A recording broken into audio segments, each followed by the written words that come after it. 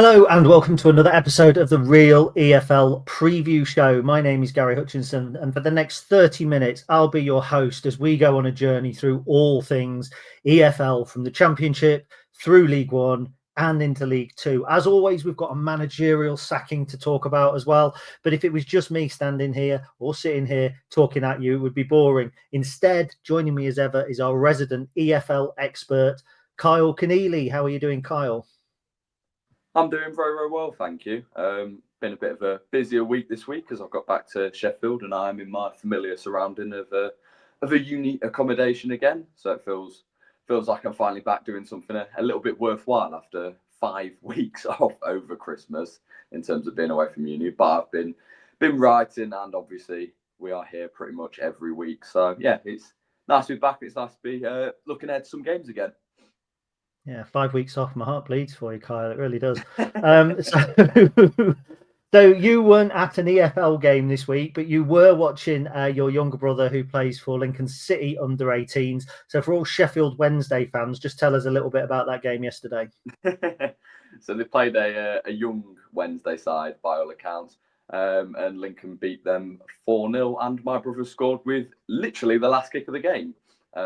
Didn't have the greatest of games, as I'm sure he would himself admit. He was not particularly pleased with his performance, but it was minutes in the tank, and he's been out injured for a while. So I certainly think he was pleased with getting a goal. But yeah, it was nice to go and watch again, particularly being in Sheffield. It gave me the perfect opportunity to go and watch him after I'd finished uni a little bit earlier yesterday.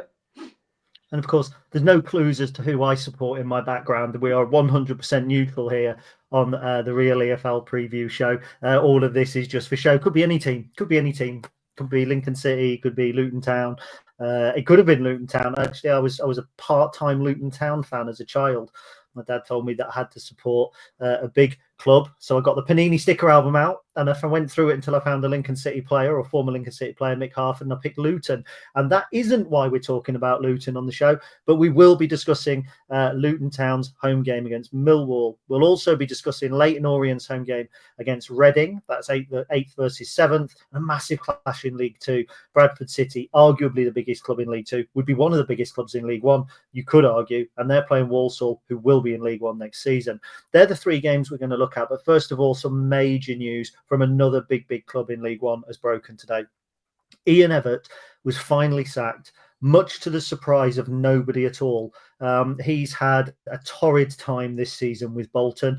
They were held by Cambridge, I believe, at the weekend. They were beaten last night by Charlton, despite going ahead and arguably being the better side. And today, Bolton have pulled the trigger. They have done so by releasing a gushing video about how brilliant Ian Evatt is, which has gone out on social media, which always makes me laugh. Kind of a, thanks very much. This is how good you are, but we've got a successor coming in.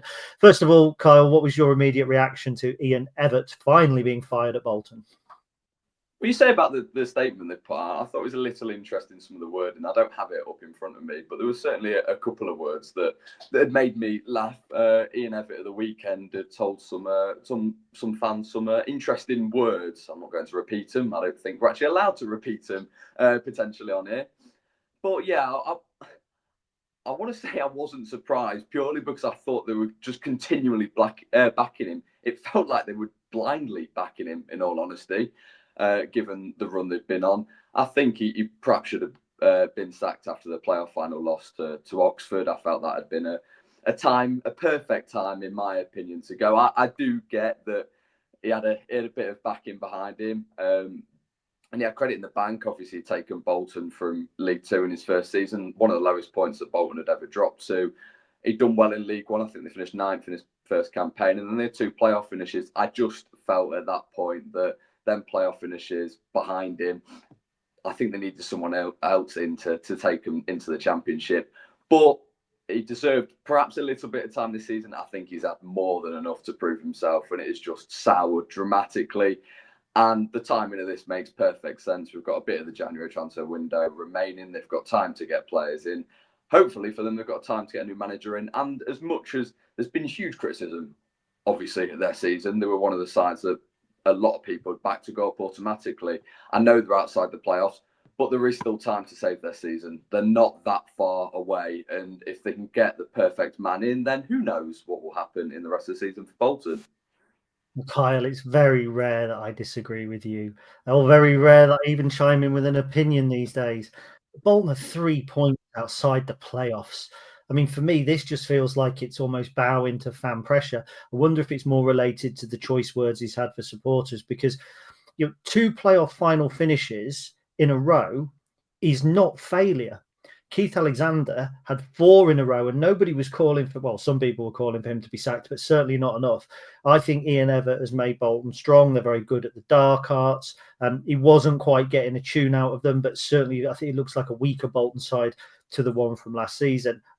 Personally, I actually think that this is harsh. As a non-Bolton fan, I think as a Bolton fan, it's probably easier to spot the things that have been going wrong week in, week out. It's probably easier to think, well, we've had this investment and it hasn't really worked. But I think there's some perspective needed. This is a more competitive League One than last season. There are bigger spenders in League One this season. By standing still, which you could argue that's probably what Bolton have done, you've actually taken steps backwards, and they're still just 3 points from the playoffs. For me, it's a harsh sacking. But we talk about getting a new man in. If you were a Bolton Wanderers fan right now, Kyle, who would you be hoping comes through the door in the next few days or weeks?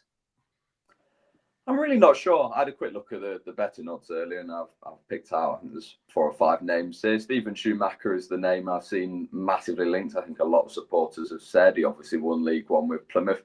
There is another really interesting name, and I'm not sure too many supporters will have been saying this, but it is Liam Richardson, who managed Wigan, which would be a very, I genuinely don't know how it would go down well. It wouldn't go down at all well with the Wigan supporters. There is a couple of others as well. There's Ryan Lowe, who is another former Plymouth manager, and he was managing Preston just at the start of the season. Obviously, left after a single game. And there is also Sam Allardyce, and I have no idea if there's any legitimacy behind this name being linked. But Bolton fans don't need any introduction to a player that had spent, I think he was 9 years there playing. He managed 10 years. He took him into the Premier League, took him into Europe, kept him in the Premier League for a fair amount of time. I do feel I just want to touch a little bit back on Ian Evatt. There are a couple of results that I want to point out. So in terms of their last 3 league wins, they beat Mansfield at the start of December, a game which they played the final 20 minutes. They were playing against the Mansfield side for the final 20 minutes, who had 10 men. At the point of the sending off, they were 1-0 down. They went on to win 3-1. The next league win after that was against Lincoln, obviously. 1-0 at half-time. They were winning in this game. Ethan Erham was sent off for something that happened in the aftermath of the half-time whistle going. They then go on to win 3-0. And then the game against Exeter, they needed 2 late goals. I think it was the 88th minute and the 91st to win 2-1. There's just a couple of other games as well. This isn't me trying to give reasons particularly for all of their wins, but going back a little bit further, they had a 2-1 win against Blackpool that scored in the 94th minute. Stevenage, when they won 4-1, feels the only real time they actually blew a team away. And then there was a win against Peterborough when they needed a 99th minute winner to win that game. So it does feel that a lot of late goals have kept Ian Evatt in a job, particularly when you look at this. In January, they won 1 of 5 league games. December was 2 of 5. And November, they won 1 of 3. That is a record that I think for a club like Bolton just isn't good enough. And I watched them, I think I mentioned this last week, against Rotherham, and they just, a couple of weeks ago against Rotherham, they just did not look like a great team at all. And when you lose the fans, you don't come back from there. And the whole of the second half, the fans were chanting about Evatt going. And there's been this friction for, feels like most of the season, to be honest. And it just felt inevitable that he was going to go. So I do feel glad in a way for the Bolton fans that he is now gone. It feels harsh saying that. And he's been a really good manager, and he's probably one of the longest serving in the EFL, given how the job is these days. But I do feel it's the time to move on now, and hopefully the next man who comes in can get back into the playoff places and see where they go this time, and see if they can finally win in the playoffs. I take late goals rather than defeats, Carl. It's better the devil, you know. Yeah, Let's move yeah. on because we're running out of time already. We've only got 20 minutes left. We've got 3 big games to talk about.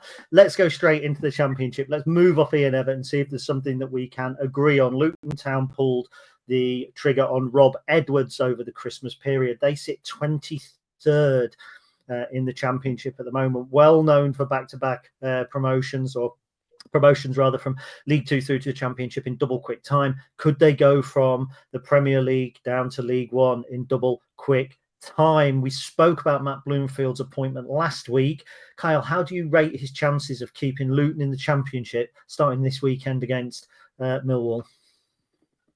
Well, he's certainly got a difficult job on his hands at the moment, given their recent form. Their game last night against Oxford, they were winning fairly early on, but Oxford came back to win 3-2, and it does feel a result that's perhaps not surprised given Oxford's unbeaten run. I think they're unbeaten 7 now, and they're up to 14th, and that is kind of the foundations that you look at, and that Luton will look towards, a team that win a relegation battle and were looking really in trouble, and they'd had a manager in Des Buckingham who had taken them into the Championship, but they're now a fair way away. I think they're 9 points above the bottom 3 at current. If you look back to Luton's last win, it was Derby on December the 20th. They lost both games at the end of 2024 against I think it's Bristol City and Swansea, and then to Norwich and QPR, both only by a single goal. They've been knocked out of the FA Cup by Nottingham Forest, but they are only in the bottom 3 on goal difference.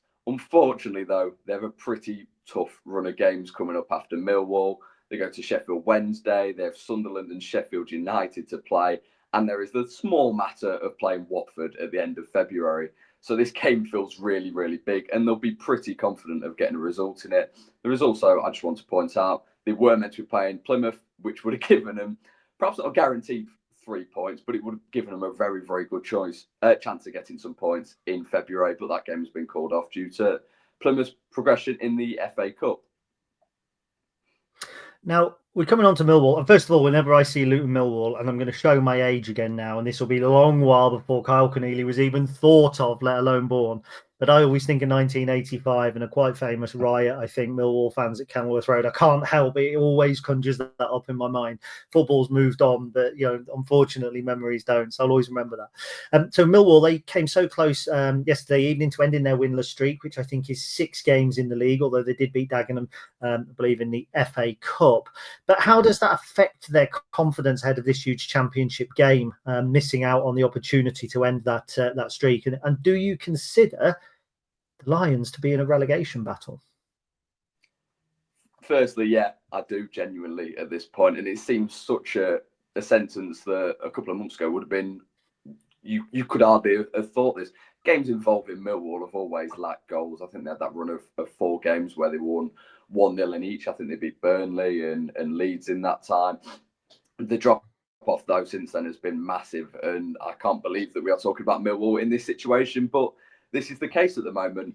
Last night, they couldn't have wished for a better start. They were winning 1-0 after 67 seconds. They were 2 up by 20 minutes.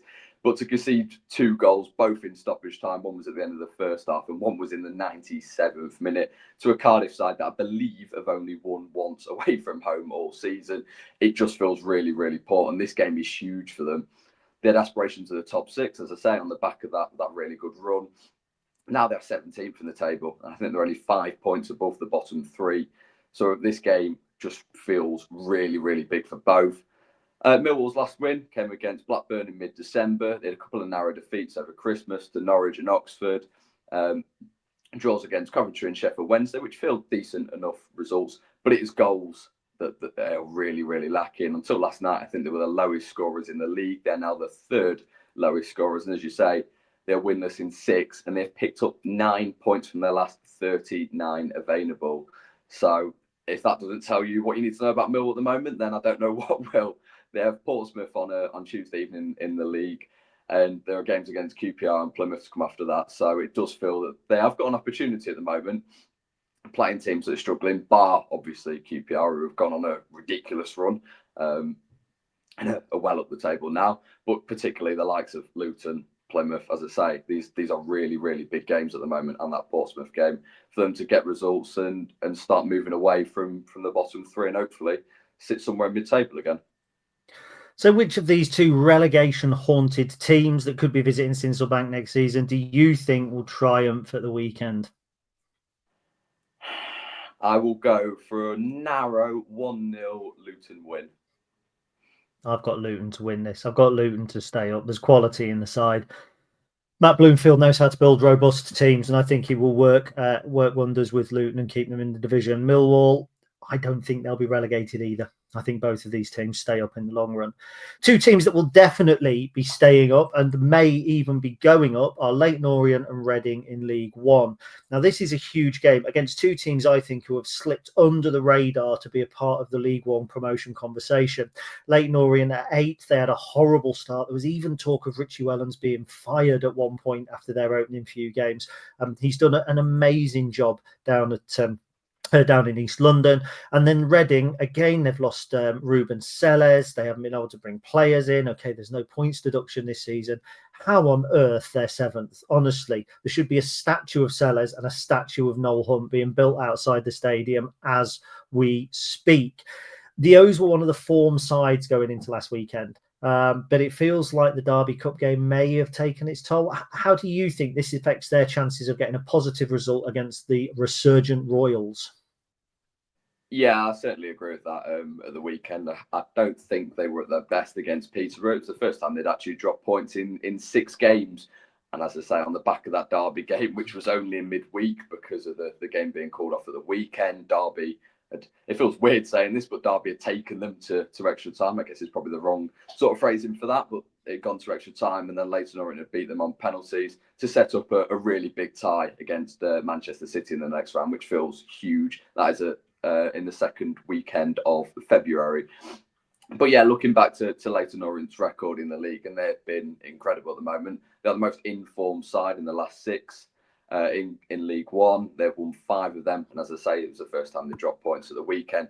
They've had some really great results. And I just want to look at December. They didn't concede a single goal. It's 7 games without conceding. And from the Blackpool game on the 9th of November until New Year's Day, when I think they beat Bristol Rovers 3-2, they kept 8 clean sheets in 9 games.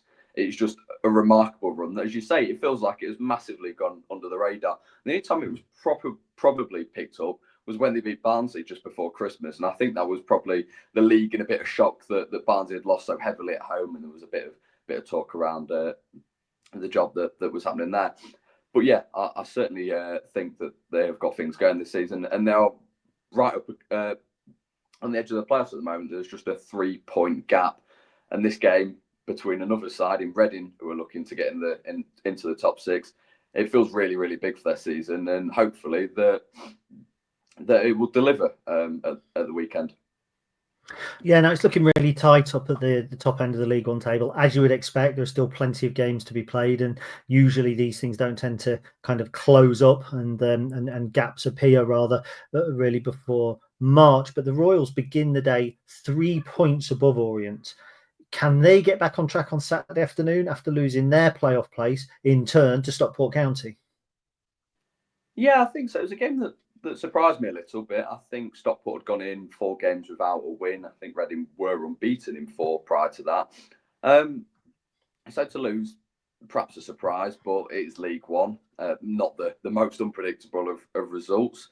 They were knocked out of the FA Cup by Burnley, but they've taken them to extra time, and we might get on to speak about Burnley in a little while, perhaps not, given that we are on 19 minutes at the moment. But yeah, it was a particularly impressive result.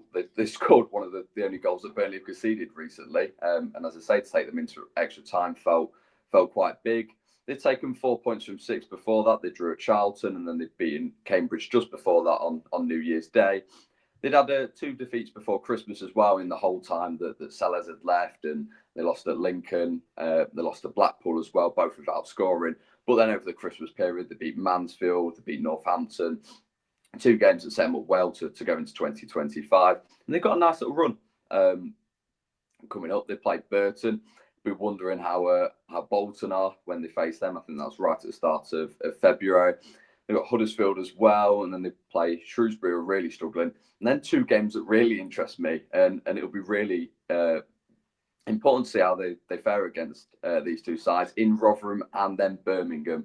Birmingham is the last game of February for the Royals, and that will feel a big test there. And it will see, I guess, how far they've come. It's a month after the window is closed. So it'll be really, really important to see how they do in that game and going forward, and then see where they both are at that point. It is a long while away, it feels at the moment, with the games they've got before that. But it is the beauty of League One. We have no idea where they could be, and if you're going to go on a run, why not beat a team that are trying to get in the playoffs as well at the weekend? Yeah, you mentioned Birmingham City there now, and you also mentioned Burnley, just so people can have a blimp behind the curtain. We aim for 30 minutes, but we put a couple of games in reserve. We may run over because you mentioned Birmingham. This weekend is the big American derby, the one that could have been the first English Football League game to take place outside of the United Kingdom in America. It's not. It's taking place here on home soil. Just quickly on that, I mean, it's probably the one that everybody else is going to pick as the headline. We haven't picked it, but what are your thoughts on the Birmingham Wrexham game? Yeah, I mean, it's obviously a huge game. It's 3rd place versus 1st. Wrexham obviously looking to bounce back from that Shrewsbury defeat last week. It's another game on a Thursday night for Wrexham, which feels a little strange, and is obviously part of the new Sky EFL deal. And they're now 3 points behind Wycombe in 2nd. They're only 3 points ahead of Huddersfield, and Huddersfield have a game in hand. If you're looking for a scoreline in this game, 4 of their last 5 have finished 2-1.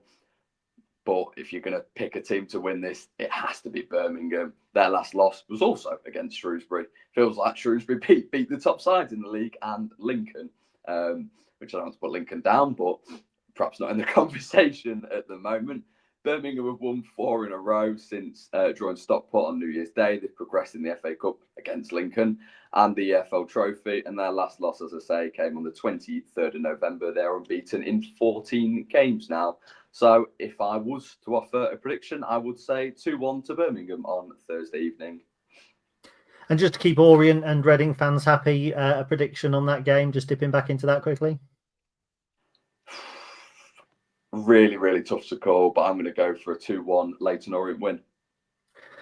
Brilliant. So with delighted Orient fans, I wonder if we'll be delighting Bradford and Walsall fans. It would be particularly difficult to delight Walsall fans any more than they are currently. They're runaway leaders in League Two rather, and they are on a collision course with League One. We'll be welcoming them to Sincil Bank next season. Who knows? Millwall might be welcoming them to the Den in League One action. However, as I mentioned at the top of the show, Bradford City, one of the biggest clubs, certainly the biggest club in League Two, one of the biggest clubs in the lower reaches of the divisions. Really, really good club, a club I have an affinity with, really like Bradford. But since losing to Notts County before Christmas, they have responded in fine form. They've got no Andy Cook, but they currently sit in 8th. Do Graham Alexander's side have what it takes to finish in the top 7, Kyle Kennealey?